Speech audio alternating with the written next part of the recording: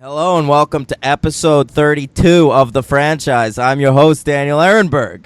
I am your host, Henry Papali. And today we're talking about two Dirty Harry movies, Magnum Force and The Enforcer. Yep. The more I think about it, the more I just hate all the titles for the series. Magnum Force? What, did Dave Mustaine come up with that? Nice. Sounds like a fucking Megadeth record. Dave Mustaine. The Enforcer breaks all the rules of the title series. We talked about this last week. Yeah. Yeah. It should be an adjective followed by a noun, but it's not. Yeah. Doesn't bother me, but... I hate them. As our resident editor... Sudden Impact sounds like a Chuck Norris movie. The Deadpool, what, you stuck a "the" in there? What is going on? I don't know. I never had a problem with the titles. I still don't, but I like that you do. I have an issue. All right, let's start with this Magnum Force. Yeah, by director Ted Post.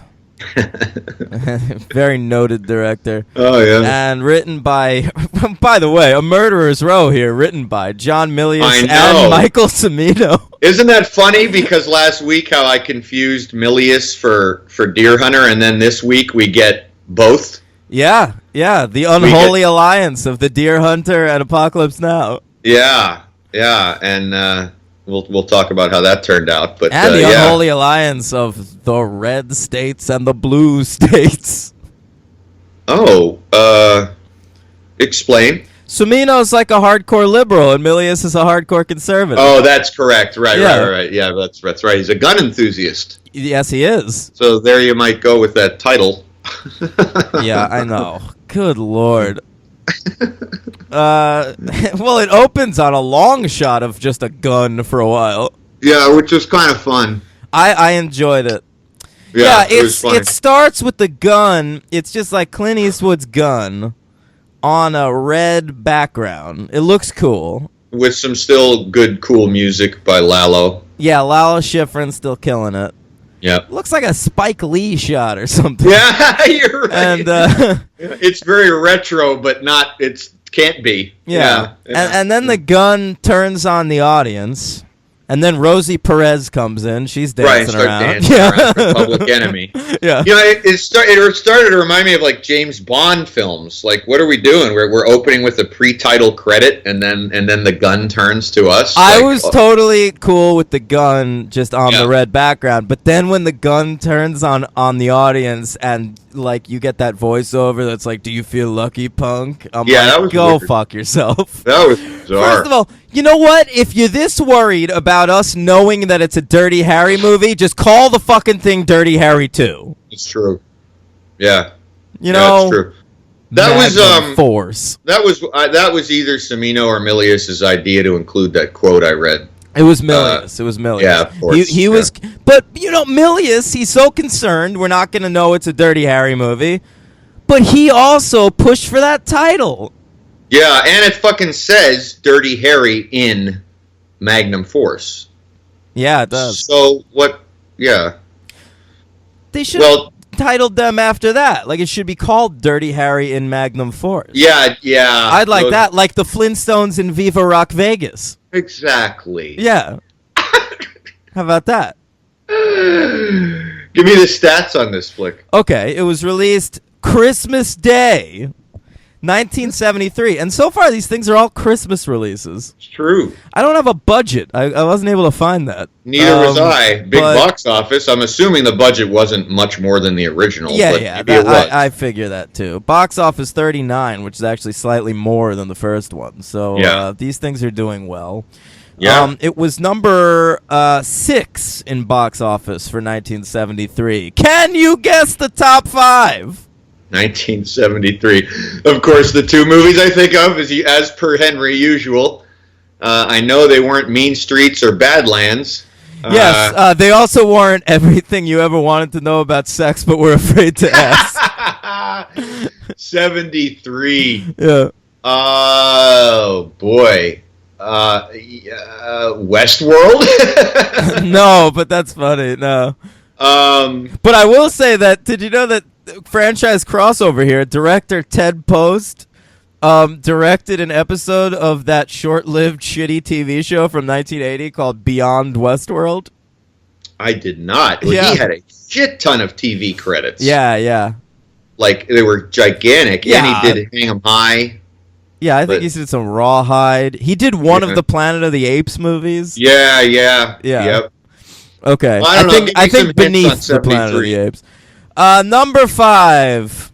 Oh, it's got an iconic song by a Jew.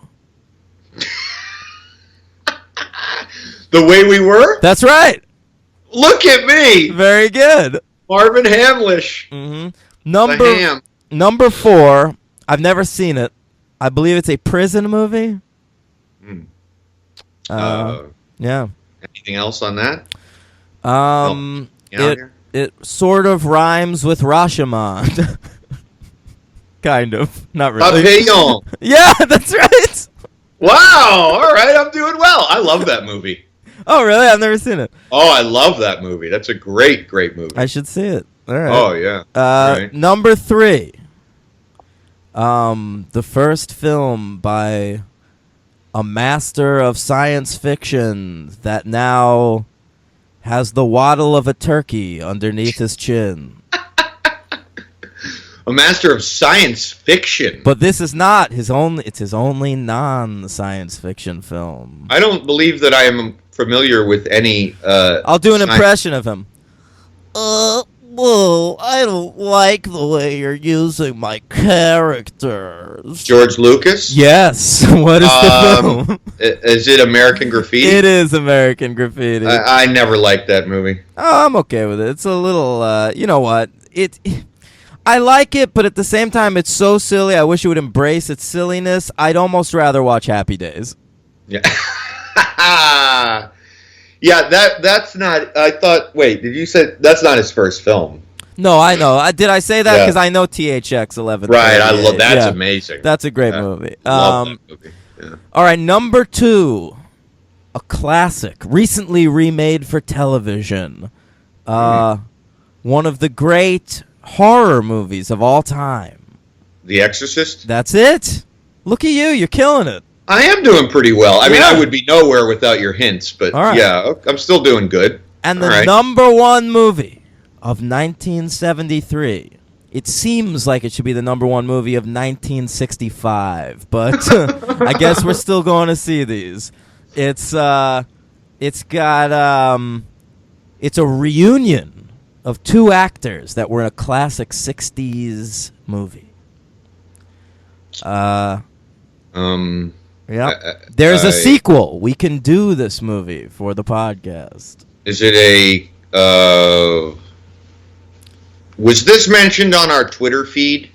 I don't believe so. Because I checked it a couple days ago, and there was. I need more than that. Robert Redford, Paul Newman.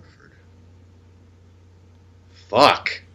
It's not Butch Cassidy and the Sundance Kid. Oh, what is it? Oh, The Sting. That's it.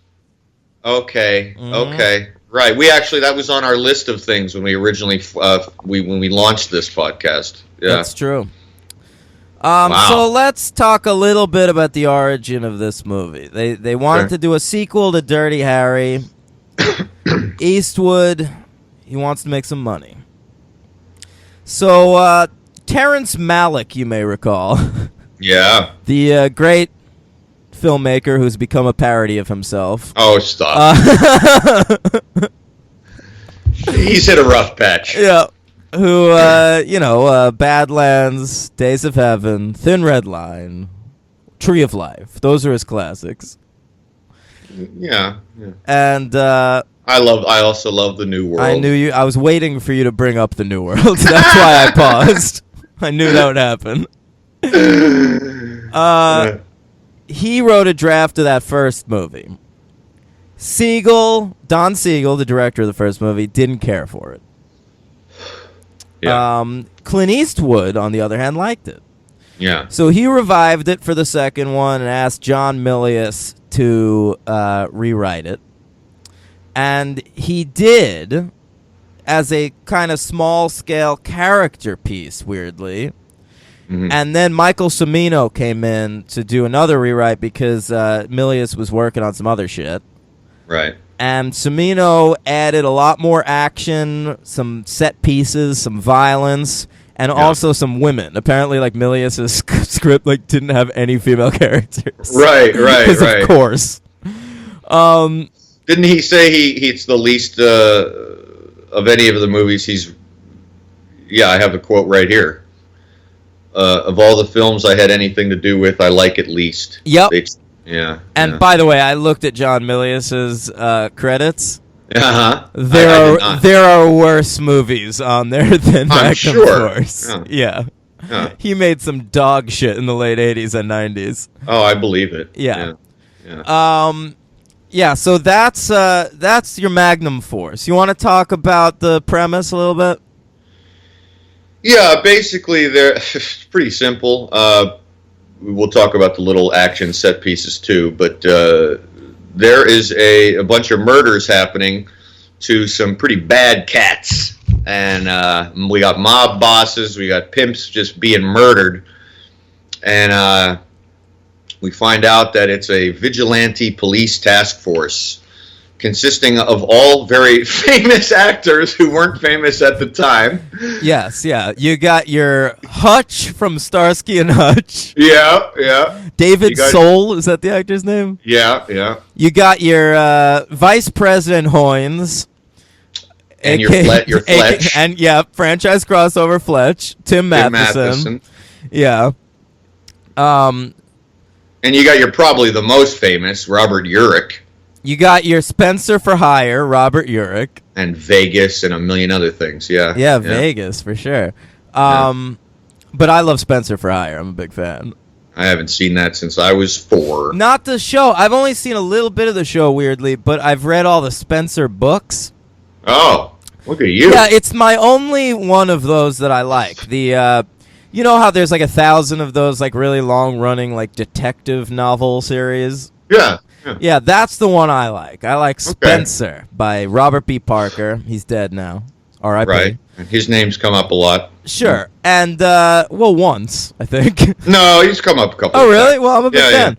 Yeah. Robert Urich was in the Spencer TV show, and so he's sort of a weirdly important actor to me, only because when I read those Spencer novels, I'm picturing Robert Urich. That's cool. Yeah, sure. He fits the bill. But he doesn't have a lot to do in this movie, and honestly, I think Tim Matheson and David Soul are the two best performances in the movie. They're really, really good. Yeah. No, they're great. They're great. They're not my MVP, but David Soul in particular. I I kind of want to see him in other shit, because the only thing before this I'd ever seen him in is fucking Starsky and Hutch. Yeah, I know. I don't know that I had really have really ever seen the guy. Yeah, so there's this police vigilante task force. They're all young guys, new to the force. Young white guys. All young white guys. And they're taking out these criminals. And, nobody believes it, but Dirty Harry figures it out. Harry figures it out. Yeah, that's right. And it bothers me. That what? I think it's a dishonest movie. Oh, okay, interesting. Because the logical way to go after the first movie is either to not make another Dirty Harry movie because he's retired from the force, because he threw his badge into the river. That was symbolic. And it's symbolic of nothing, because he's back on the force in this movie, no problem, with his, black partner with an afro.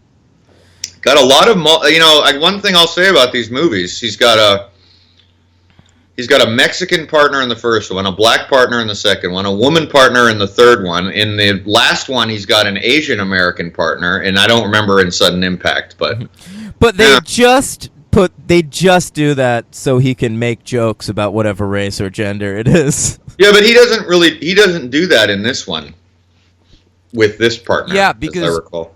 This partner is a nothing character. Yeah, he's barely in the movie. It was kind of a shame. It was kind of a shame.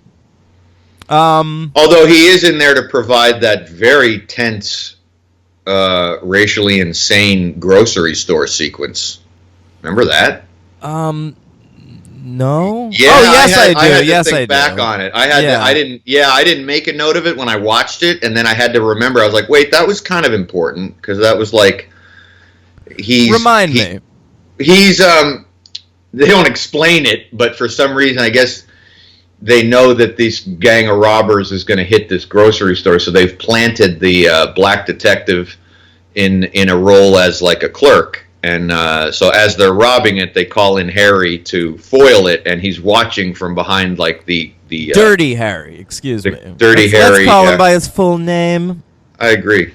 Mm-hmm. So Dirty Harry's watching it, and while this happens, one of the robbers is basically mentally torturing the black detective using the N-word and boldly, basically going to blow his head off with a shotgun, and Harry waits till the last second to shoot the guy remember through the glass. this. Yeah, shoot the guy through the glass. And I actually did think it was a good scene. I thought it was well directed. It was okay, but there are a few action set pieces in this movie that add nothing to the plot and just don't need to be there. Well, I think that's also something we need to bring up just right off the bat, was that according to IMDb, which I did use this time. Hey! And Wikipedia and other just like links. This movie was essentially directed by 3 people. Yeah, Eastwood did not like Ted Post. That was not happening. Yeah. And so he directed some stuff in this movie, and also Buddy Van Horn, who was like an assistant director that goes on to direct the 5th one, the Deadpool. Right. And so I think that's a big problem with the movie. In fact, personally, this is just me, my opinion. I think that's the problem with the movie. No. I think. Okay, but I'm just going to say. Let me just say. Okay. I think the performances are all very strong.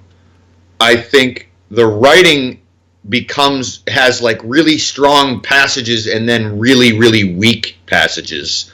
But I think that the continuity of, like you were saying, some of the action mixing in with some of the more serious, what could have been more serious moral overtones, is just too disjointed, and I blame that on having 3 different points of view and not one coherent.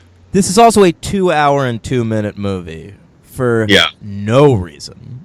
Yeah, there's some pretty cool action sequences, fuck man. it. You can cut 20 minutes out of this movie without even trying. No, that's true. That pimp prostitute sequence goes on forever, and it's just uncomfortable, and it is uncomfortable, and it's racist, and it's fucking not fun. It's just dark and gross. Our robber from the first Dirty Harry. Yeah, I know.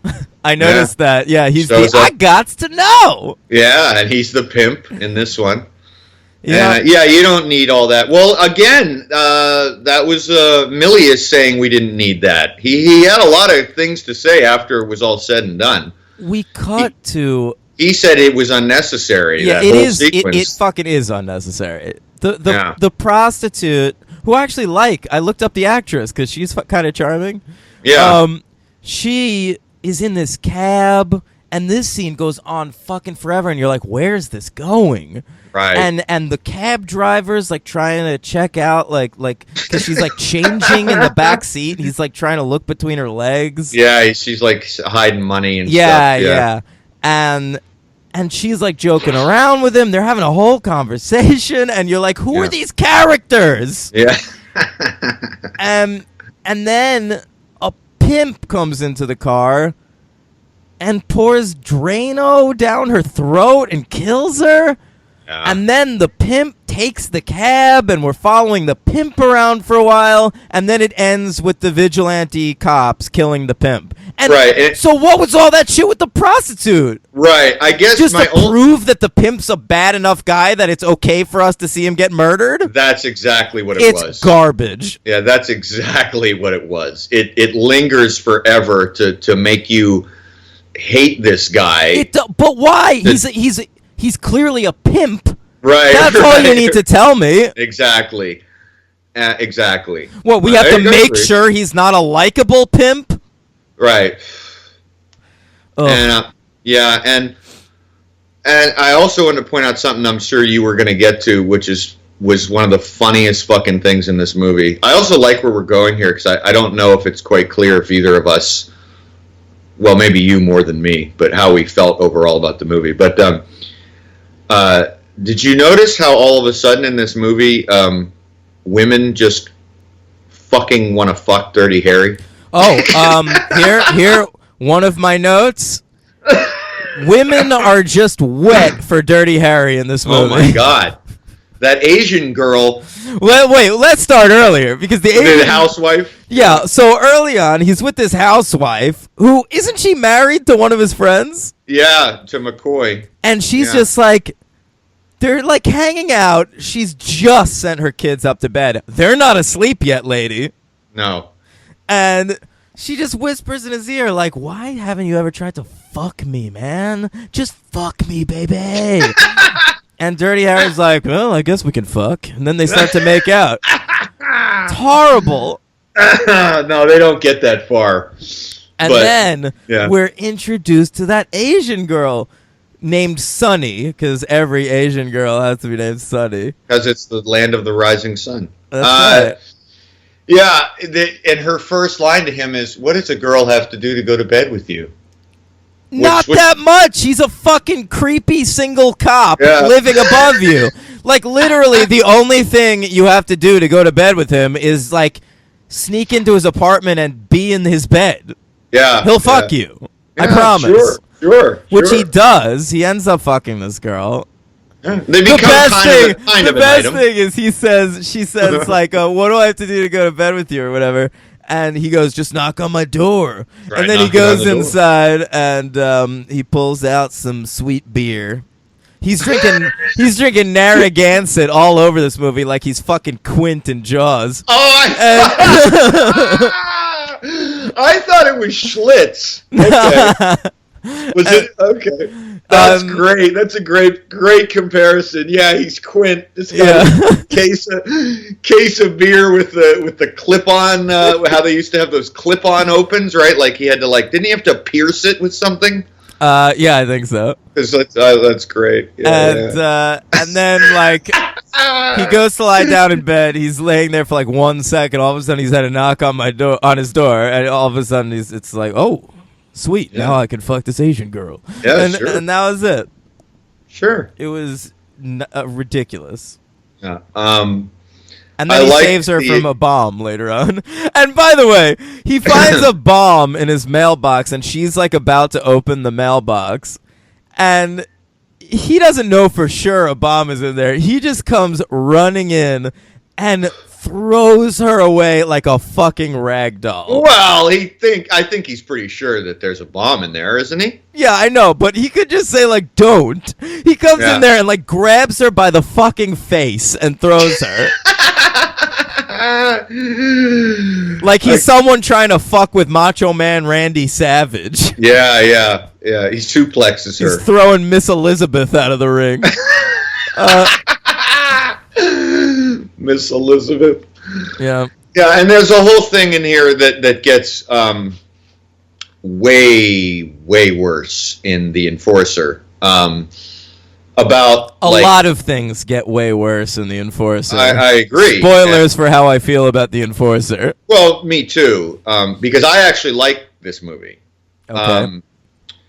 Not a lot, and not nearly as much as I thought I did going in.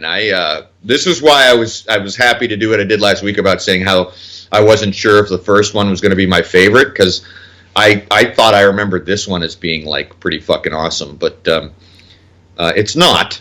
But I did like. I thought there was one really awesome, cool action shot. You'll probably just dismiss it yeah, whatever. But I thought that it was actually kind of iconic because you always see it whenever they're doing. I'm surprised it didn't make our favorite AFI list. That shot when they're when the captain is so intent on hitting that mobster up in that hideaway. And it all goes to shit, and Dirty Harry, sorry. They go get in a big shootout, and Harry gets on the hood of that car.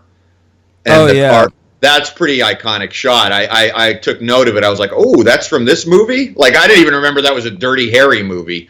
Yeah, like, whatever. That's what I thought you'd say. Pretty cool, though. I like that. And I thought the hijacking scene was pretty funny, if totally extraneous. Oh, God, talk about extraneous. Jesus. Yeah. Because, look,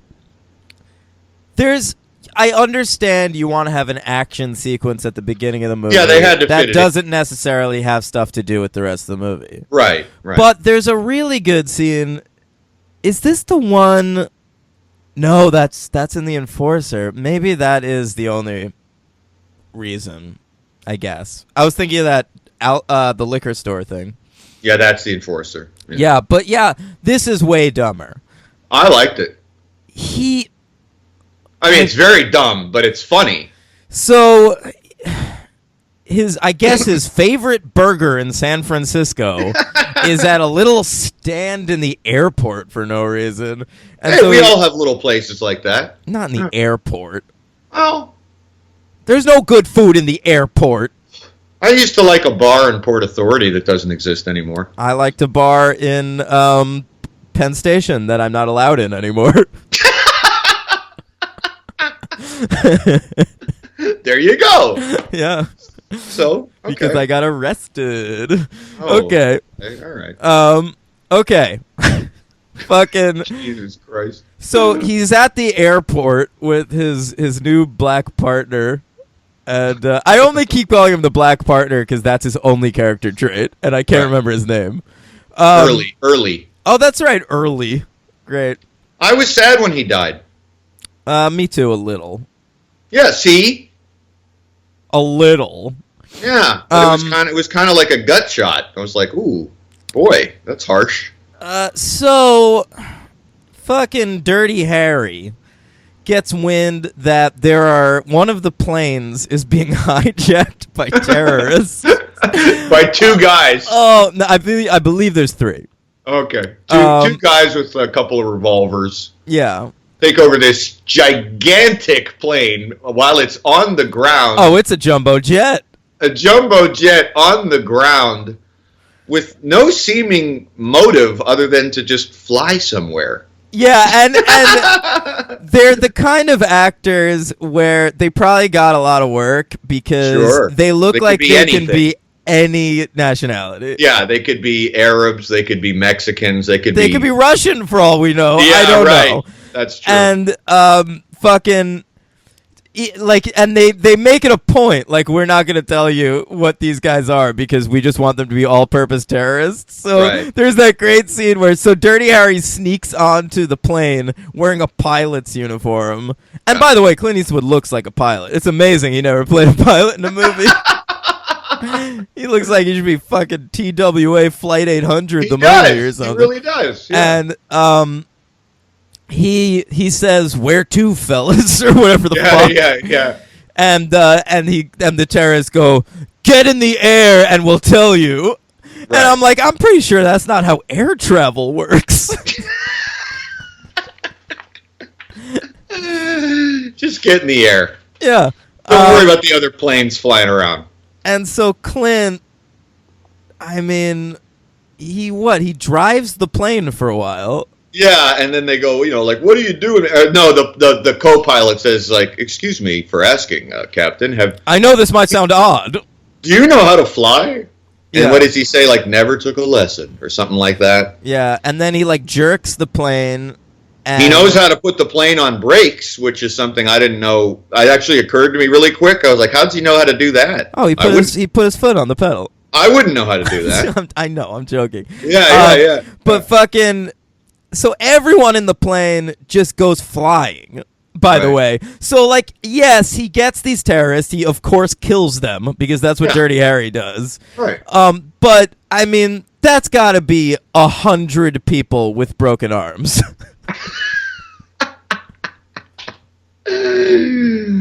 Well, he stopped the terrorists, He sure did. And then he goes into the office, the police office. and gets reamed the out station. And of course, Hal Holbrook is there to go like, "Oh, Harry, what are you doing?" Love Hal Holbrook. Love him.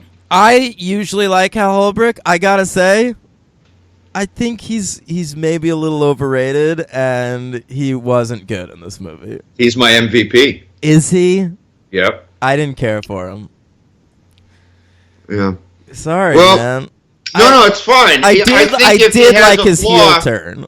Right, his heel turn. I was just going to say, though, if there's one flaw in the movie, and it might just be because I had seen it, but I hadn't seen it in a while, but they're not that good at hiding that heel turn. It's not as shocking as... No, because he's a dick to Harry, to Dirty Harry, the entire movie. And so when at the end of the movie, it turns out that he's wrapped up in this whole vigilante plan... Yeah. It's not surprising because you're like, oh, that makes sense. He's the other villain in the movie. Right, and I wanted to ask you a plot point that I was confused on. You might be just as confused. His buddy, who in I think kind of a sad scene, the buddy whose wife he almost fucks. Oh, you mean Greg's dad from Dharma and Greg? Oh wait, no. The buddy, you mean the heavyset one? No. I mean McCoy. McCoy, yeah. That's the guy from Dharma and Greg. Oh, okay. The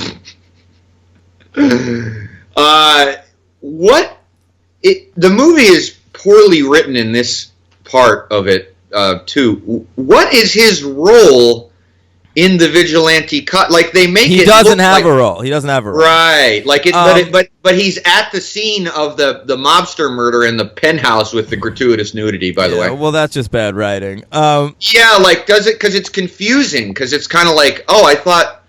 Maybe he was the lead, but he's not. No, he's a red herring. He's just total red herring. Yeah. There are the two best scenes in this movie involve Dirty Harry, talking to older cops. One of those is with the guy from Dharma and Greg.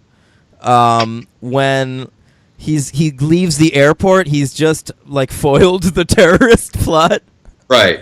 And that guy's out there, and he's, I think, drunk. It reminded me of those scenes in The Wire where, like, McNulty and Bunk are just, like, drinking and, like, throwing rocks into a creek. You know what I'm talking about? Of course I do. Yeah. And he's complaining about, like, mother, they just get off all the time. These scumbags, they don't care about keeping criminals off the streets, but if a cop shoots someone, they'll keep them off the street. Right. And I liked that scene. Which it is a good scene, but it also was leading me to something I had started to say earlier, but got sidetracked. This is the movie where they really beat. Remember how in the first one I was talking about the view of it being like fascist? Yeah. Well, like this movie really does begin the whole liberals are weak on crime. And then the enforcer takes it to new heights, and essentially, like the weird part about this movie is it really missed an opportunity to, which is what I thought going in, it was going to get more philosophical about what is the line between Dirty Harry and these cops. Well, that you've hit the nail on the head. You said your biggest problem with the movie earlier.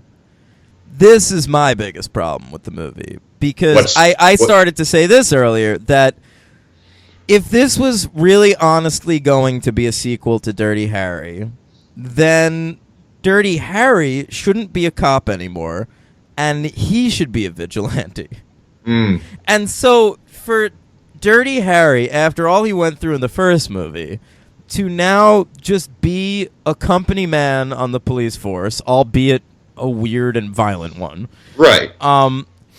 Like, he finds out or figures out what Tim Matheson and Robert Urich and David Soul are doing. Right. He originally thinks it's the Dharma and Greg guy, but it's not. Right.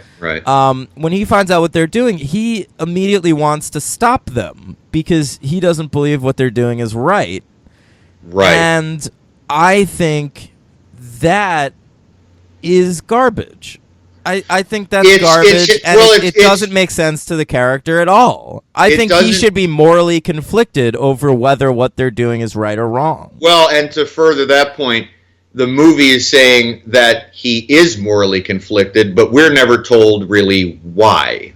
Why is he morally conflicted? Because, you know, he has that scene with Hal Holbrook in the car at the end, and he does tell it, like Hal Holbrook says to him, I mean, the two key scenes for what we're talking about specifically are the one where they confront him in the garage, which I thought was a good scene. Yeah, I did too. Where they tell him you're either with us or against us, and they modeled their behavior on him, and he says, I think you've misjudged me. And I would have liked to have kind of learned a little bit more, well, why? I don't think they have misjudged him. Right. And then Hal Holbrook, when he confronts him, Dirty Harry says to him, like, well, so, you know, I don't like the system either, but it's what we have right now, and until something better comes along, we're going to have to work with it. And it's just kind of hypocritical to what we've seen it's prior. It's completely hypocritical. That is not a Dirty Harry line. That is a line for the critics that called the first one fascist. Interesting. Like, it's almost like this movie is trying to tell the audience, calm down. You see, Dirty Harry's a hero. He could be doing this. I think you're right. And that sucks. I think you're right. Yeah. Having said all that, I still thought it was a pretty decent movie. I thought it had enough cool sequences and enough ideas that were executed well. Like, I loved the whole firing range thing. I thought that was was great. There are some good scenes in the movie, and I was into it at first. I got to admit, I was bored to tears by the last half hour. Were you? Yeah. I wasn't. I don't think I was ever bored, which might have contributed to my overall star rating. There's a long-ass fucking car/motorcycle chase. That's dumb. And it's just stunts, and it's boring. And I also, I mean, at the end of the movie, the whole movie, you're looking at it, and it's set up at the beginning that there are like 5 suspects, basically, right? Yeah. So it's like David Soul, Robert Urich, Tim Matheson, Southern name, Hal Holbrook, and then the Dharma and Greg guy. And then and the other, we're forgetting the other cop. There's another young cop who wasn't famous, but who cares about him? Right, but I'm just saying he's part of the 4. Yeah. It's a 4-man death squad. Yeah. So then the Dharma and Greg guy dies pretty early on. Yeah. And then at the end of the movie, we find out it's like, who's the killer? Oh, all of the rest of the suspects. Well, yeah, it's all. What's the problem with that? It was all 4 of them. It's a Murder on the Orient Express ending. I didn't find that, and I don't like that.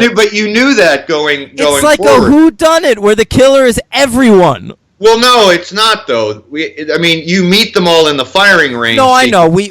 But you don't know it's all of them working together. Oh, I figured it was. I thought it was Matheson at first. Oh, I didn't. I thought it was all 4 of them, absolutely, because they're all tight, you know, and we got the gay joke in there. Remember that when his black partner says to him, they stick together like glue. They all thought they were queer in the academy, and Dirty Harry gets to say the line,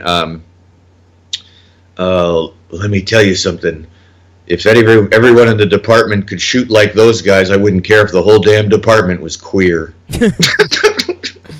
Yeah. Nice. Good stuff. Nice. Real nice, yeah. It does have a famous Dirty Harry line. Very famous Dirty Harry line. Is it, there's 3 salty-looking dudes? No. That was my favorite line in the movie. That is great.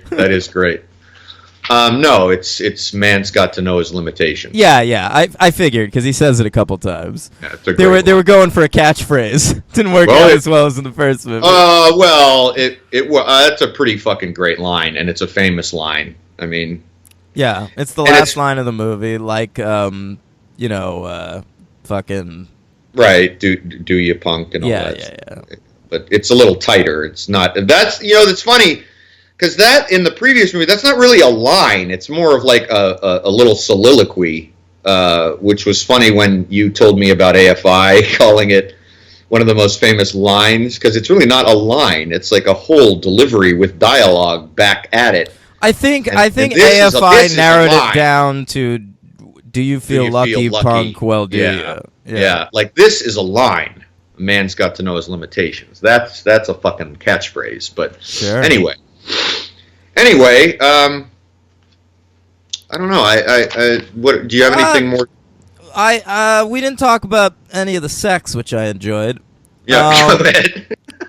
The police killer, one of the guys on this vigilante force, they shoot up a topless pool party, which is that great. Was great with Suzanne Summers. Yeah, that's what I wanted to talk about. Fucking Suzanne Summers. I don't even think she's got a line of dialogue in this thing. She just pops her top off and then gets shot in the boobs. Yeah, her line of dialogue is "ah." Yeah, it's great.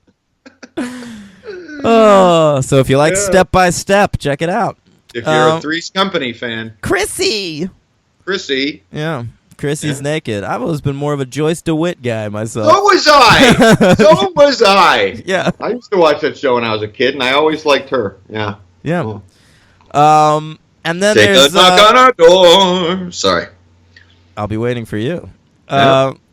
Hers and his. Sorry. Speaking of, how about Where's a his Don and... Knotts? Where's Don Knotts? Sure. Why didn't he show up as Barney Fife trying to foil these But guys? in this movie, we got a his and hers. Am I right? A sweet male, female threesome gets shot up. Oh, when the mobster gets it in the skyscraper? Yeah. Oh, baby. And the lady falls out the window. That's killer, man. That's really badly shot, too. It's like so clearly a dummy. Yeah, I know. The body like flings out and like hits a balcony. It's like, ay, boy. Yeah. She wasn't expecting to get filled out like that. Oh! All right. Bing, bang, boom. Great. Great stuff. So, yeah, the movie ends. Hal Holbrook gets blown up. So Clint Eastwood, Dirty Harry fights policemen killing bad guys by killing the policemen. Because that makes sense. I will say my final real point on this movie, and I think what ultimately, this ties in actually very well to wrapping up and our star rating and our LVP and MVP. I think that the problem overall with this movie, and there are several, but I think a lot of them could have been solved. I felt the absence of Don Siegel. I did too. Too much Eastwood, man. Yeah, Eastwood wasn't trying to make an art movie here. This is not Eastwood making Letters from Iwo Jima. No, he's not what he became. He's not at it. Even though he had already done Play Misty for me, and he was. I've got a quote here from the director of photography of this movie. I think I might have known this, but go ahead. Yeah, it's on the wiki page. It's not like I searched for it. Eastwood would not take the time to perfect a situation. If you've got 70% of a shot worked out, that's sufficient for him because he knows his audience will accept it. That's right. I think that says a lot about this era's Clint Eastwood. That's very interesting. Although I still hear that about him today, right? He's a very minimal, Oh, yeah, you can tell. I mean, there was that whole thing a couple years ago. There was like a meme because in American Sniper, there's a shot of Bradley Cooper holding a baby. And if you do a freeze frame on it, he's holding the shittiest plastic baby doll that's ever existed. Oh, okay. Seriously, dude, Google that. It's hilarious. Yeah. Oh, all right. Yeah. So he just didn't care. No. And there's also another thing here real quick on the wiki page about a deleted scene that would have helped explain some things. Did you see the deleted scene where I don't think you can see it, but I guess after he fires the bullet deliberately into the wall to check the bullet against the other cops, he checks old issues of a police magazine and he finds articles condemning the revolving door of justice allowed by liberal politics, and all the articles are written by the 4 cops. Oh, look at that. That's kind of interesting. Yeah, I would have liked that scene. Yeah, like that would have been a really cool scene. It would have been quiet. It also might have given us a little bit more to hold on to in buying into why Harry disagrees with these guys. Yeah, So, also, we're constantly told that Dirty Harry is an inspector. I never see him inspect shit. He's just shooting people. yeah. Yeah. All right. Well, What do you give this movie? I give it 3. Me too. Oh, you are? Oh, wow. After all that, I'm surprised. Probably for the same reasons that I do. I liked enough things in it. Yeah. Yeah, it's not a terrible movie. No. And it's not even really a bad movie. It's watchable. It's flawed. It's over long and hypocritical. Right. Yeah. I agree. It's 3 and 3. So, what's your who's your MVP and your LVP? My MVP is David Soul. Okay. Yeah. And mine's Hal Holbrook. Yeah, you said that. Yeah. And my LVP, honestly, is maybe Clint. Really? Yeah. Well, he's part of my LVP. I'm going to go with Clint because this could have been a much better movie, and I think he wasn't interested in making that movie. So not Clint as an actor in this, but more just behind the scenes. Well, that ties in with my LVP, which is all 3 directors. Good call. That's my LVP. Ted Post, Dottie Van Horn, and Clint Eastwood. They fucked it up. That's fine. Honestly, the best shot in this movie is the first shot, the gun on the red wall. Yeah. Oh, and I got a superhero count. Me too. Who do you got? I got 4. Oh, I only have 2. Okay. McCoy, or as you call him, Dharma and Greg's dad. Well, just Greg's dad. Dharma's father-in-law. I don't fucking watch that show. Mitchell Ryan, was in Judge Dredd. Oh, yeah? I also have that he was in... Yeah. 2 episodes of the Justice League animated series. Well done. Thank you. Well done. Didn't get it. Didn't cross-check that one. Go on IMDb for that? I didn't, but I did go on IMDb for The Enforcer, and I think a couple of the other ones I did. Okay. I didn't double check Mitch Ryan. That doesn't surprise me because he's got one of those like voices that I figured he was probably in more than Judge Dredd. But sure. Tim Matheson was in so many fucking Batman cartoons I couldn't even write them all down. Hey, good for him. Yeah. All right. Again, that doesn't really count, but we have Albert Popwell again. He was, in Wonder Woman. So. Right. And then I got a new one. In the very beginning, the mob boss who gets off on a quote-unquote technicality, Carmine Ricca. Yeah. He's the first one to get killed. Well, Richard. Yeah. One of the first ones, yeah. Right. Richard Devon. He had a very interesting superhero stint. I couldn't even pinpoint this, really. He played Batman, the voice of Batman on an old Batman radio program. Holy shit. How is that? Pretty good. Pretty cool, huh? That's the first time we've had an old radio serial on there. So that's pretty neat, I thought. So I like it. So what was your other one? You had a... Popwell, he's the pimp? Yeah. Okay, yeah, that was my other one. Oh, all right, yeah. So, all right. He was also on an episode of The Incredible Hulk. I didn't see that. Yeah. That's 2 weeks in a row I've missed that one. Yeah. Boy, jeez. Guess I got to put Popwell on the IMDb. Guess so. All right. All right, let's move on to The Enforcer. Let's do it. Horrible title, again. Directed by James Fargo, Clint Eastwood's assistant director, so Eastwood's got even more of a hand in this bad boy. Got a big stable. Yeah. Written by, and the writing history behind this movie is very interesting. I really wanted you to get into that. Yeah. I looked it up, but I wanted you to talk about it. The final credits go to Sterling Siliphant and Dean Reisner, who had a writing credit on the first one. But it's a combination of 2 scripts. There's this writing team, Gail Morgan Hickman and S.W. Shore. Mm-hmm. And together, they wrote a spec script, a Dirty Harry spec script, based on Patty Hearst and the Black Panthers movement. They were college students. Yeah. It was called Moving Target, which, by the way, if this movie was called that, would be in keeping with the fucking theme of the titles. But no, Eastwood didn't realize that. Yeah.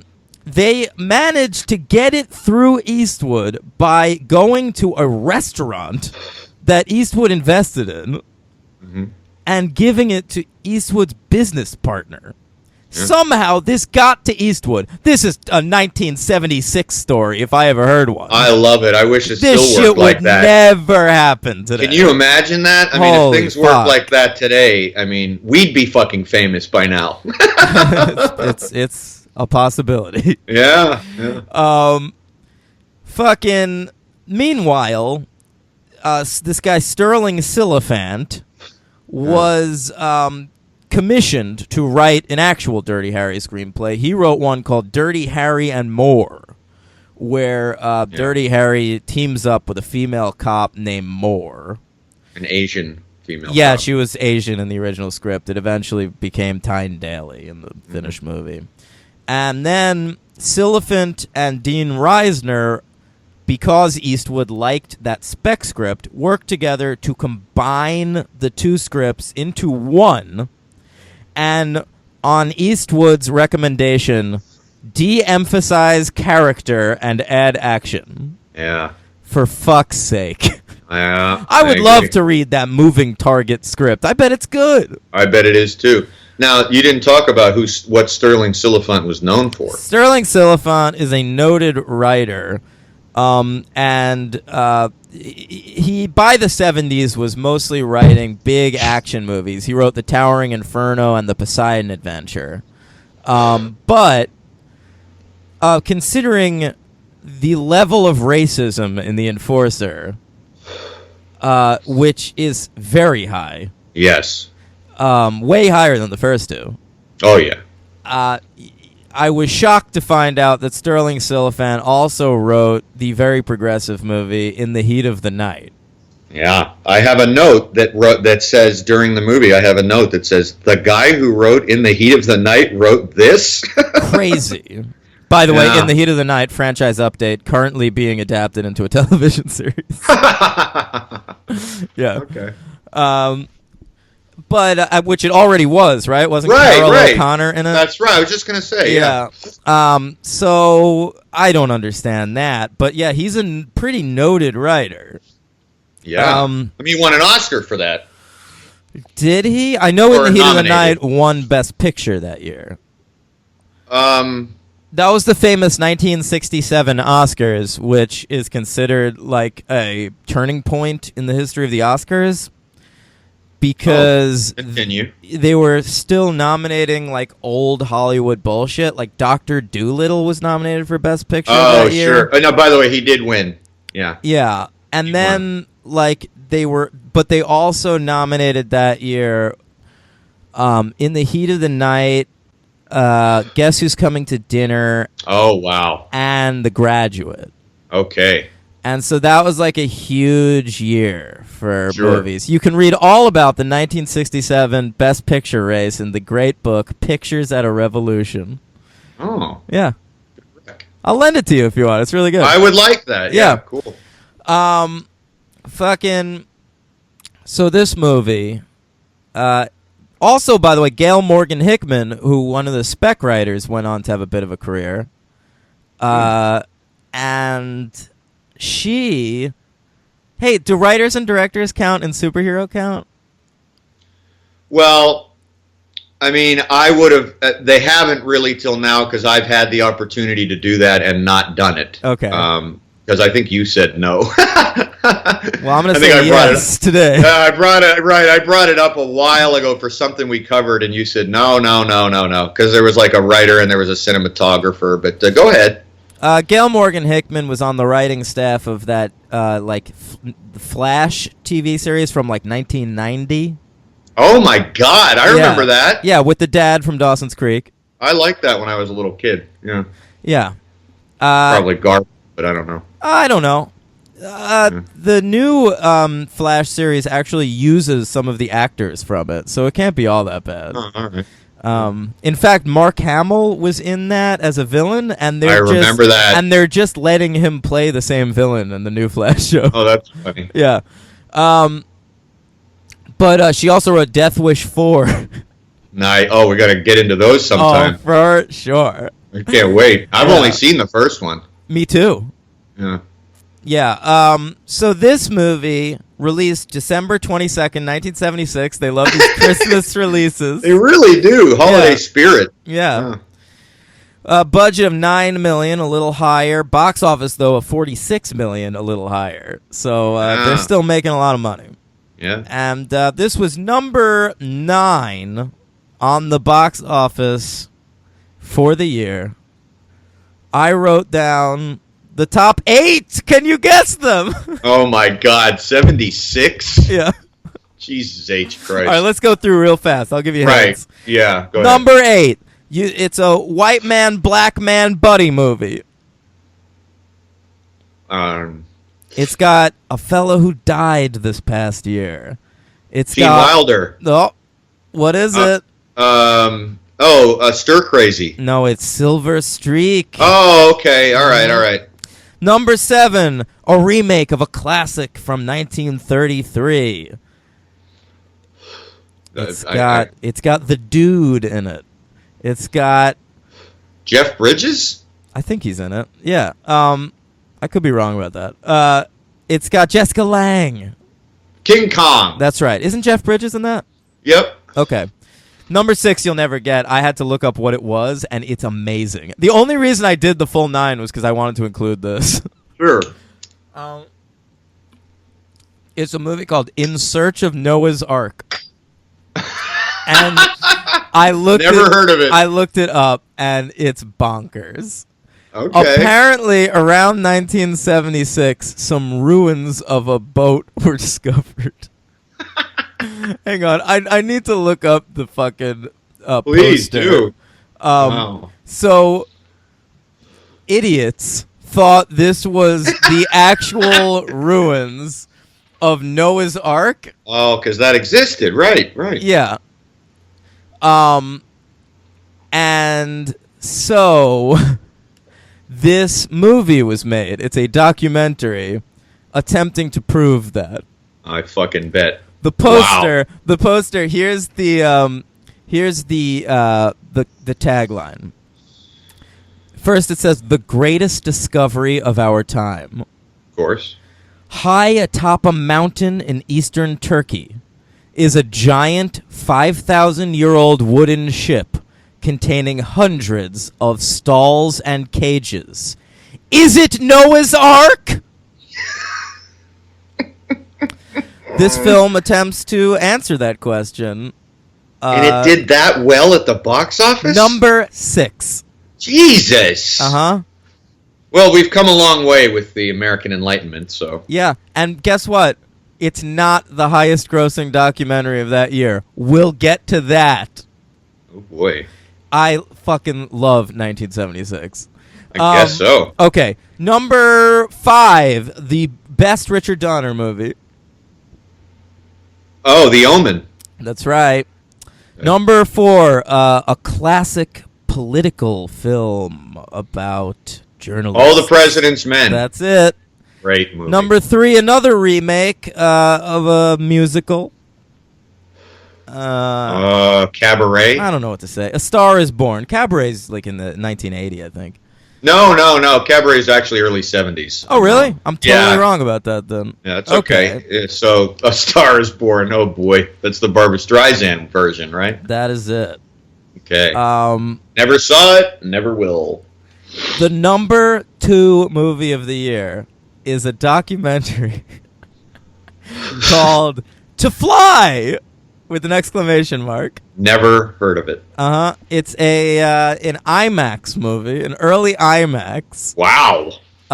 It follows the history of flight from the first hot air balloons to the manned space missions. Boy, were we a curious bunch in 76. We sure were. Noah's Ark and the power of flight. And here's a fun fact. It was the highest grossing documentary of all time until Fahrenheit 9/11. Oh my God! Yep. Nothing by Errol Morris or Werner Herzog surpassed that. Jesus Christ. To Fly. To Fly. Yeah. Good title. Yep. The number one film is an inspirational sports movie that won Best Picture. Oh, my God. Okay, whoa. All right, wait. Whoa. I've got to get this. Won Best Picture, 1976 inspirational sports movie. I suppose if you tell me the sport, it'll ruin it, right? Yeah, definitely. It's not a sport involving balls. Okay, so it's a running movie? No. A skiing movie? No. How the fuck am I not... Should I be getting this? Should I have gotten... definitely. Some people don't consider this a sport, but it definitely is. Bicycling? No. I was going to say breaking away, but that's later. 1976 Best Picture? I'm ashamed of myself. Give me something. Give me something, please, to help me rein my pride in. Okay. It takes place in Pennsylvania.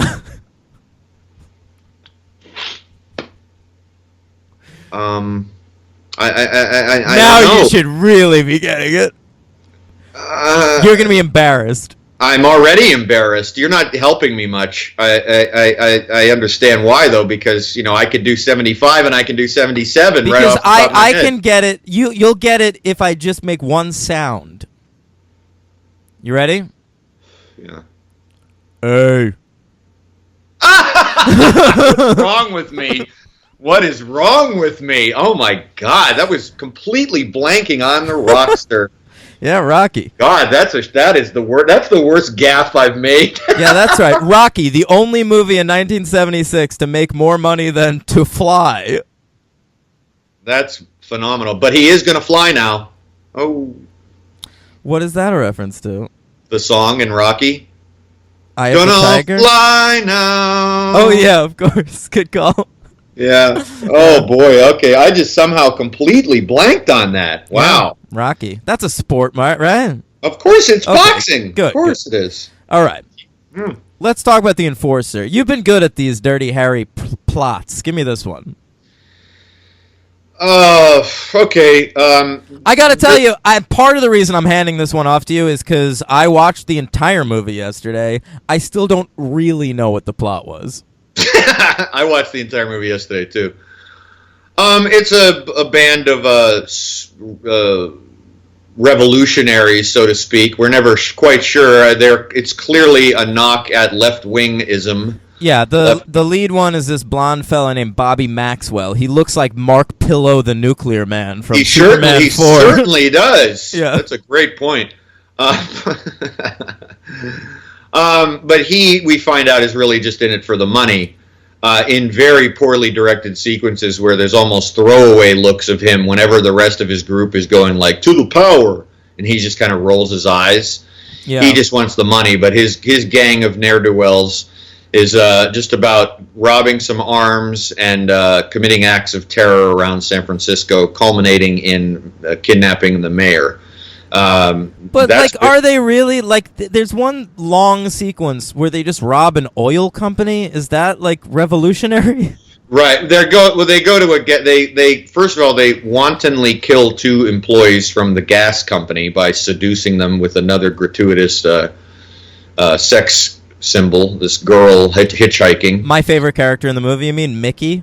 Yes. Mm-hmm. Mickey, so this guy, this psycho Bobby Maxwell, kills these 2 guys in order to get their truck, and they get into this place where these rockets and bazookas are. So they're stealing these massive weapons, right. And there apparently a few of them are Vietnam veterans, and so there's a whole thing going on there that isn't explored, of course. And basically, this coincides with simultaneously with Dirty Harry being still dirty and foiling a liquor store robbery and taking the law into his own hands, and then he goes back to the precinct and gets chewed out. Yeah. Oh, Harry, not again! I gotta say,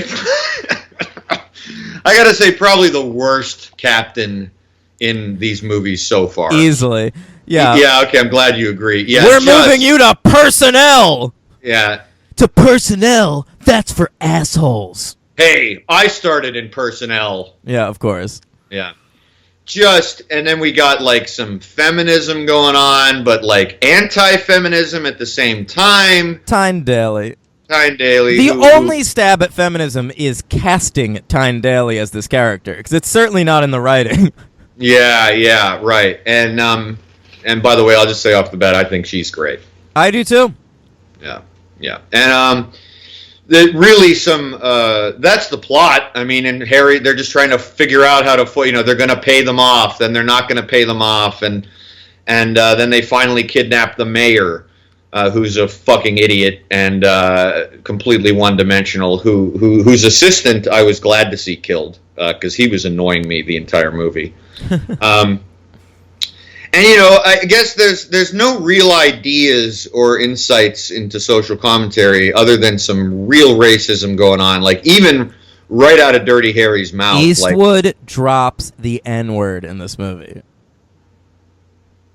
I don't remember that. I think he does, doesn't he?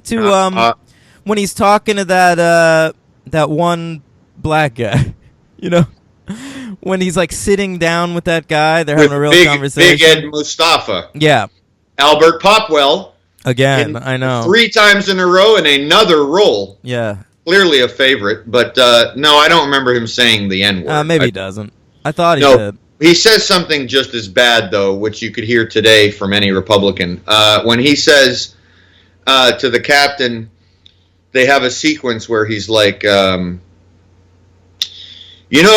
can't just go around busting people and killing people because the minority they have rights too. And Dirty Harry says, by minority, you mean the hoods, right? Yeah, I know. Holy shit. Yeah, it really is like how... Yeah, they do, like, they refer to, like, the ghetto all the time. Oh, yeah. No, it is out and out, just full on. We're 40 years down the line now. And, I mean, you'd hear these things now on the news. But it's how this cop talks is just...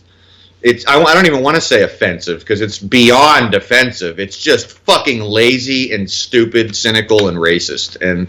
And it's the first time where you really get, like, where, how we were talking in the first movie where, like, Harry kind of, he's not racist, he hates everybody. And it's kind of like, you kind of buy it. But then in this movie, it's just, oh, okay, so we're propagating a right-wing agenda here. We've Dirty Harry's 5 years older, and he's officially racist. Yeah, and all of the people who, of course, say that all the... And I'm not going to be... I don't want to be on a soapbox here, but this is the plot, so I have to say the plot. All the people that are, quote, getting off from lawyers and politicians, they're all black, they're all minorities, and they're using the system, and, they should just be out and out killed. Yeah. It's pretty rough stuff. Okay. So the movie opens with these gas company guys. You talked a little bit about this. I wanted to talk about it more because I love Mickey. Yeah, that's a whole sequence that's very bizarre. I looked up the actress who plays Mickey because I assumed after this movie she'd have a huge career. I'm not joking. I really liked her, and okay. She's in nothing. Yeah, I didn't think she had a huge career. So she like flirts with these guys to get a ride, and lures them up to this cabin where she says her car is like broken or something. She's just charming the whole time. It's the best part of the movie when she's on screen.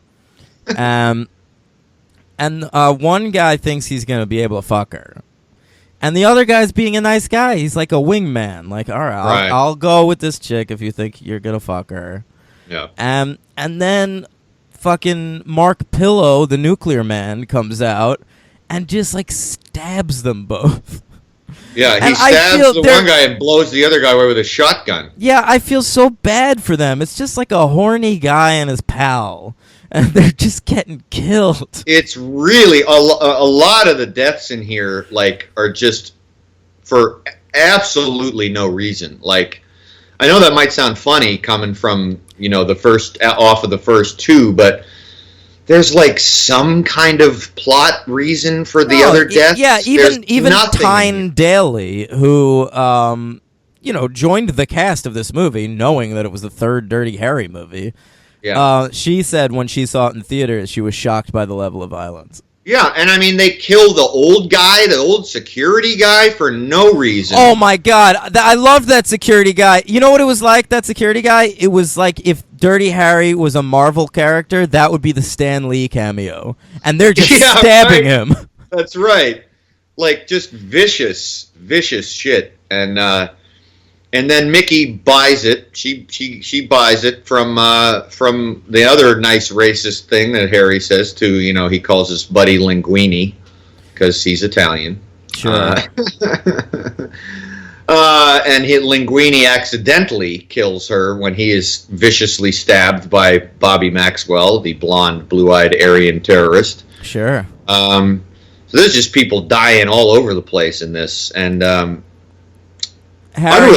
Harry breaks into that liquor store, which I talked about in the last movie. Yeah, that scene at least had some humor to it, I thought. I mean, it's insane though. There's three guys in a liquor store with one hostage.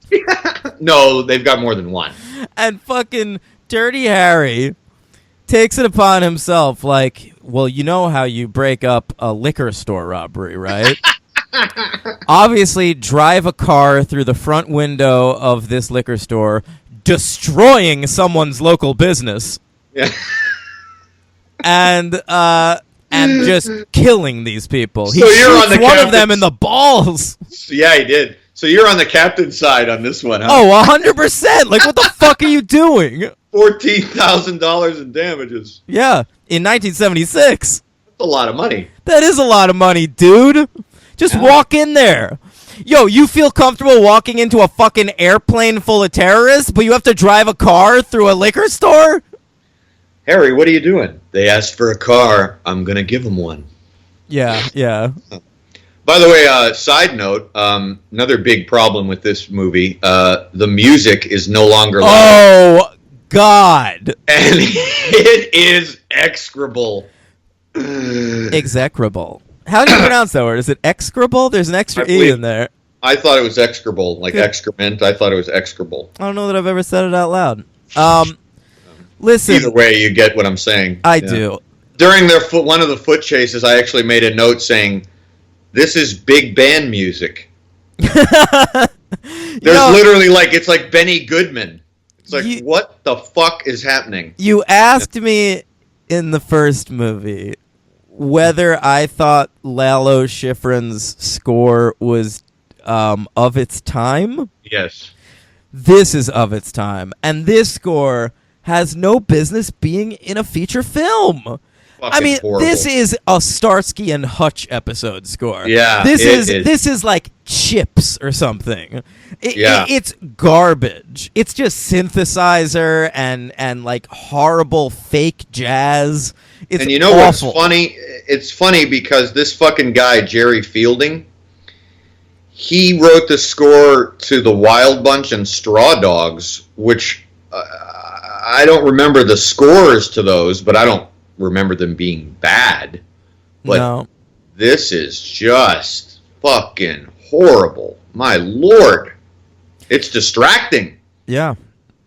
Did you know he got his start as a TV host in the early days of TV? No. Yeah.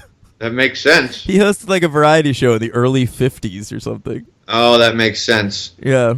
And I'm reading right now, because I didn't read it before, now it's very funny. I'm pretty good. I said big band. Guess who he was a big fan of? Who? The great Duke Ellington. Yeah, there you go. There you go. But it's garbage fake Duke Ellington. It's elevator Duke Ellington. It is elevator if I ever heard it. Yep. And I believe Lalo Schifrin comes back for 4 and 5, right? Thank God. Looking forward to that. Ugh. Okay, so Harry now has to hire a female police officer because liberals, right? Yeah, these fucking liberals. They got quotas to meet. Affirmative action. Yeah, so which I think is even said in the movie. Why is Harry on the hiring board for this. I know, it's amazing. They just fucking demoted him because he's so reckless, and yet they want him in charge of putting people on the Force. It would seem to me he would be the last person you would want on this panel. But I don't care for it one bit. yeah. It's a horrible scene. Clint Eastwood overacts in it, by the way. Yeah, he does. Uh-huh. Which is not something he does very often. No, he's usually understated. Not That's right. in this case. And he, they end up with Tyne Daly, and they grow closer, and then she dies at the end. Which really bummed me out, because we talked about last week how you had never seen this movie, and it was the least one I had seen. And now I know why, because it sucks. But also, why the fuck Tyne Daly dies and Fatso dies? So, like, the two only appealing characters in this movie, except for die. Mickey. They die. I didn't remember. Mickey dies too, though. I just realized. I Yeah, so the three appealing characters die. Well, I didn't feel about Mickey the way you did. I know that. But, I did not remember that Tyne Daly dies. I was, like, shocked. Me I was neither. like, my God. And then there was a line that the only time in the movie I did a little rewind, because you never have heard Harry, I noticed you never heard Dirty Harry say fuck. Mm-hmm. He's never swore like that, like the F word. And so when he's about to blow up Bobby Maxwell with a bazooka, yeah, I thought he said fuck, and I was like, did he just say fuck? And so I put on the subtitles, and according to the subtitles, he says, "You fucking fruit." Oh, no. Yep. You fucking fruit. Yep. And I can't see why they would put that in the subtitles if they didn't think that's what he said. Hey, James Fargo, I ad-libbed a line when I shot the bazooka. Did you like it? It's the only time I'm going to say fuck, and it's going to be an anti-gay thing. Yeah. Because this terrorist is obviously gay. I know. He does have feathered hair. Yeah, right. But, I mean, it's garbage. Yeah, it really is. I mean, what else do you have to say about this thing? I'm looking at my notes. I am too. There's a pretty good chase scene where Dirty Harry, chases this black guy across some rooftops at one point. Yeah, that was cool. And, that was cool. And Tyne Daly's trying to find them on the ground. While she's running around in her high heels and her purse. Holding a bomb. Yeah, and she can't, because she's a woman, she can't figure out to put her purse down. I mean, she's wearing a skirt, too. Ugh. Yeah, it's garbage, but it's a pretty fun chase. And it is. And then, of course, it ends. Here we go. It ends with the black guy falling through a rooftop right into a porn shoot. Awesome. And it's not even a one-on-one porn shoot. It's an orgy porn. And I think you see everything. No dicks. You don't get... Oh, I thought you did. No penis. Well, it's close. It's close, yeah. You see male butt. There's pubic hair all over. There's all kinds of pubic hair, yeah. Yeah. And that, especially that Asian girl who's just like laughing and happy. I remember noticed that one. She's front and center. Is she your Mickey of this film? Yeah. Yeah, her tits are just front and center, and she's laughing, and because it is ridiculous. So she's not scared that there's an obvious danger to what just happened, but she's probably coked up out of her mind. Yeah. So, after that is when Harry gets suspended. And I did the best line of the movie by far is when he gets suspended and they ask him for his star back. Oh, yeah. And he says, he gives it to the police chief and he says, "It's a 7-point suppository. That means stick it up your ass." That's great. Oh, man. Now, are you being serious that it actually is a kind of a funny line? No, I liked it, yeah. Yeah, because he says, like, it's a 7-point suppository, and he says, what did you say? And he goes, like, I mean, stick it up your ass. Yeah. Great stuff. Yeah. Great stuff. Yeah. So, Clint Eastwood ends up, towards the end of the movie, at a place called Tiffany's Massage and Sauna. All right.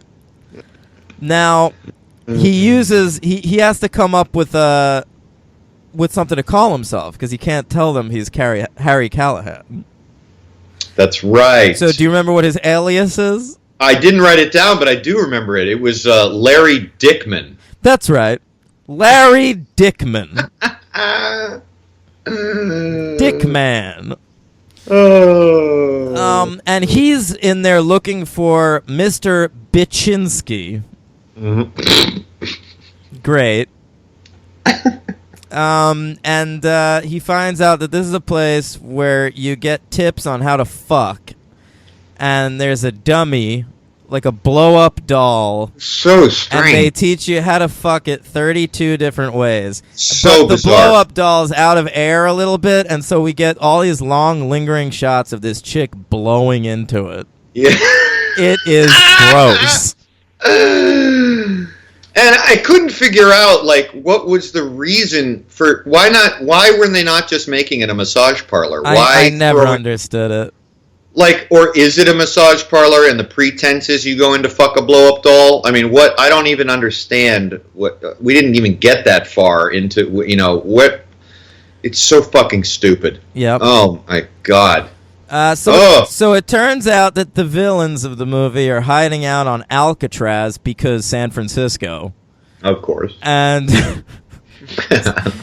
and they go out there and there's a shootout and Tyne takes 2 bullets right to either boob. After saving Harry's life. And dies in Harry's arms. And it's like a shitty version of On Her Majesty's Secret Service. Yeah, sure. And that's it. That's the movie, man. Yeah, and it was, I wanted to say, Eastwood stated on his relationship with the Tyne Daly character, quote, More. Yes, more. I didn't see Dirty Harry going for a Hollywood-type glamour girl. He's the kind of guy that when he dated somebody, it was probably a secretary or receptionist somewhere, somebody he would meet along the way. Tyne Daly was perfect for the part. It starts out like great love should. It starts out by earning respect, and she earns his respect, and then you think it could go another step, end quote. Okay, that's garbage for a lot of reasons. Yep, one, right. That the woman in the relationship shouldn't have to earn the man's respect. How about that? And 2, because Dirty Harry could never have a relationship. He's not a relationship guy. Dirty Harry gets his dick wet with his friend's wife and the Asian lady living downstairs. Right. These are the types of women that Dirty Harry goes for. Which is pretty much how it should be. Yeah. Because you learn in the first movie that his wife was killed by a drunk driver, right? Remember that little tidbit they threw off? Vaguely. Not until you just mentioned it, but yeah. Yeah, his Mexican cop's wife tells him, how did you, and he goes, I was married. She was killed by a guy who was drunk driving. And so, by the way, speaking of the Mexican sidekick, remember I was mad that he's only in the first movie? Yeah. I did like that in the second movie they at least gave him some lip service. Like, yeah, he's teaching at a college now. Yes. That's all I needed. Fine. Yeah, and in this one, the black guy's given lip service by basically just not being named, but saying 2 of his partners have died. No, but they mentioned the 2 partners that died, and he's not one of them. I was going to ask you because they said one of the guy's names, and I don't think it was his name. Right. They didn't say, like they said Smith or something. I don't think it was... No, they just totally forgot that they killed one of his partners. So if we're to take this movie as a film series, which we're supposed to, because apparently Clint Eastwood wanted this to be a trilogy, because of course, fucking... So what, he just, he's such a sociopath that he forgot he had a third partner that died? That one doesn't count. He's black. No, doesn't matter. Yeah. He's part of the minority. Yeah. He would have been a hood. Yeah. By the way, Roger Ebert at the time wrote this was the best of the Dirty Harry movies. Oh, it's a real Home Alone 3 opinion from Roger Ebert. Yeah. Pauline Kael wrote about his performance in Magnum Force. I loved that Pauline Kael. Oh my God, it was so fucking I love funny. Pauline Kael so much. So do I. Yeah. It's very harsh, and I didn't necessarily agree with it. But Please it read very, it. I don't have it. I want to look it up. Do your rating and shit, and I'll look that up. Okay, yeah, it was about Magnum Force, so you might as well get the quote right. Yeah. I'm giving the movie 2 stars. I am too. Yeah. Yeah, so we were right on these because the first one you gave 5 and I gave 4, and this one and we gave 3 and the 2. other one 3. Yeah. Okay. Yeah, no. The reason I'm giving this 2 is essentially a couple of good action sequences, and Tyne Daly was great. Yeah. Okay. Pauline Kael in her review of Magnum Force. He isn't an actor, so one could hardly call him a bad actor. He'd have to do something before we could consider him bad at it. And acting isn't required of him in Magnum Force. Oh, Pauline Kael. Love you. Love you. Yeah. Okay. Oh, man. MVP. Who's your MVP? Tyne Daly. You going Tyne Daly? Yeah. No, I'm between 3. Okay. Ooh. I'm gonna end up going Tyne Daly. I know it. Okay. But I want to give a shout out to Mickey, obviously. Okay. And my other MVP. This is very weird. During the chase, where they're chasing after the black guy in the tan suit. Yeah. He runs into a guy. I know who you're talking about. Okay. Yeah. The guy they're chasing after just runs into a random innocent bystander with his fucking shoulder.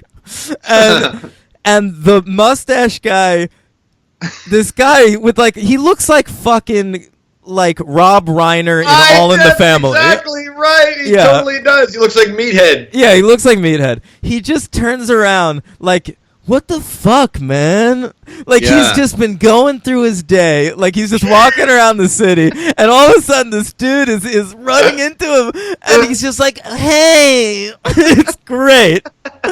So maybe my MVP is that guy.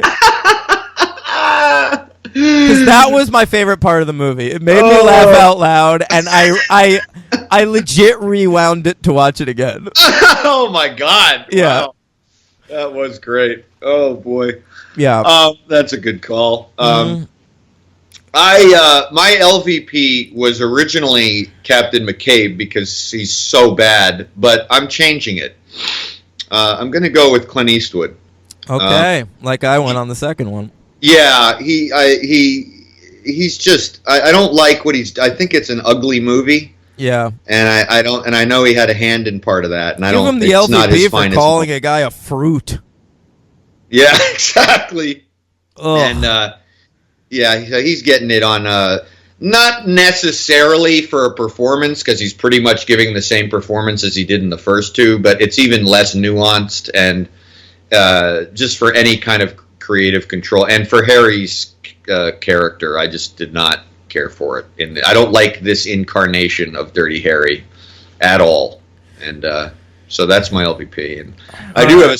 Who's your LVP? My LVP is Bobby Maxwell, the main villain. Didn't like him? I think it's a nothing performance, a nothing character, just has no right being the main villain in a Dirty Harry movie. That guy died very young. I know, he died at 47, just a few years after this. But, I mean, the first two movies, say what you want about them, but Scorpio and the detective squad there, the team of cops are good villains. Oh yeah, and this one is just garbage. I agree. And I also just want to say the actor who played Bobby Maxwell, his first IMDb credit ever.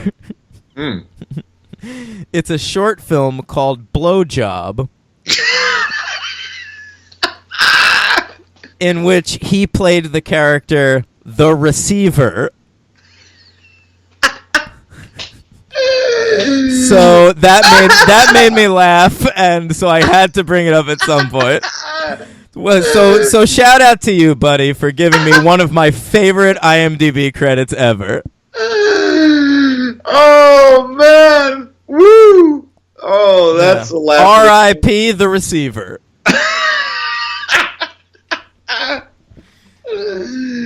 Oh my. Okay. All right, quick superhero count. Yeah. Okay. 3. Our buddy Albert Popwell again. Sure, of course. Wonder Woman, Incredible Hulk. The other 2 I'm pretty proud of. I IMDb'd them. Nice. One of Bobby Maxwell's henchmen, the big gangly-looking, gorilla-looking fella, Dick Durock. All right. Great name. Played Swamp Thing. Holy fuck! How do you like that? Really good one. Thank you. And in Return of Swamp Thing. Yeah. Yeah, Wes Craven's Swamp Thing. Oh, we should do those. Yeah, of course. It'll be a one episode. Maybe have Aaron on for that. That'd be good, yeah. Yeah. All right, what else? And finally, this was a good one. Joe Spano, the actor who played one of the liquor store robbers, I don't even know which one, who could care, Okay.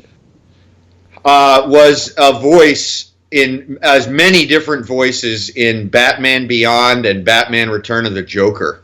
Hey, look at him. Yeah, he played like several people in all those. The Paul Dini Batman. There you go. But I thought the Swamp Thing was a hell of a catch. That's a great one. You should have saved that one for last. Yeah, I guess I should have. But, yeah. All right, let's wrap up.